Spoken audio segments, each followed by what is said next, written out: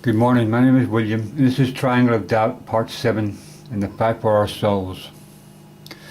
Now we all know what happened next. The New Testament and everything in it was to let us know of what is to come. That is why God said everything in parables. Now Uncle Nick was worried. He did not know what God was up to. Here he was, almost 3,000 years, having the time of his life overturning God's love and making us think that our God of love must be disobeyed. For 3,000 years, the seed of doubt has tried to force God's hand to persuade him to use more than the seed of love and admit defeat through man, thinking that getting rid of his son would be God's downfall, meaning that he had to retaliate and admit defeat. But our God of love had a bigger plan to win the battle against the seed of doubt. There was still 2,000 years to go in this fight for our souls, and it was still driving the seed of doubt crazy, not knowing what our God of love had in store. And with 2,000 years left, and still the seed of doubt was not provoked our God into fighting dirty. That worries Uncle Nick, and the closer it gets to the end, the more desperate and the more evil he becomes.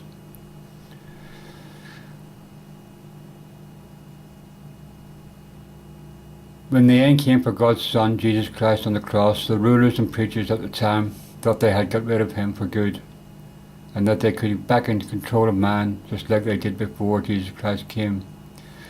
They soon found out that the followers of Christ and the new Christian faith was getting stronger and was going nowhere. So the seed of doubt and his followers had to think of something else to control man.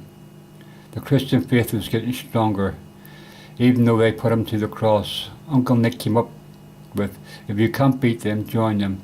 And this is what his followers did. And that is why we have two Bibles taught in the same church today, the Old Testament and the New Testament. Uncle Nick teaching it right alongside the New Testament with the Old Testament.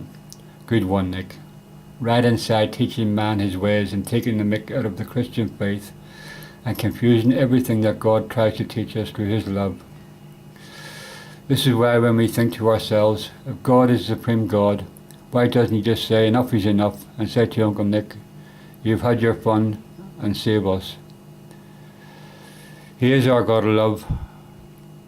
How much more can we take? The seed of doubt, and the seed of doubt has done some horrible things, and if we were a loving God, I think to myself, I can't get this let go on any longer. This is where the seed of doubt is so clever. He has us all thinking this about our loving God. He is all asking the question, why do you let this happen time after time? Are you really there? And that is the seed of doubt at his best, knowing that God can't show his hand, for if he did, Uncle Nick would be laughing all the way to the bank with our souls. This is why our God, in his wisdom, let us know through his Son, through the parables and stories of the New Testament. However, we do not see it and we cannot hear him, all because of the seed of doubt. The two Bibles, Jesus Christ taught us love and having faith in his Father. We do up to a point, and that point is the Old Testament, the same one that put Christ to the cross. As soon as we read the teachings of Christ, we are turned by the teachings of the Old Testament. God bless.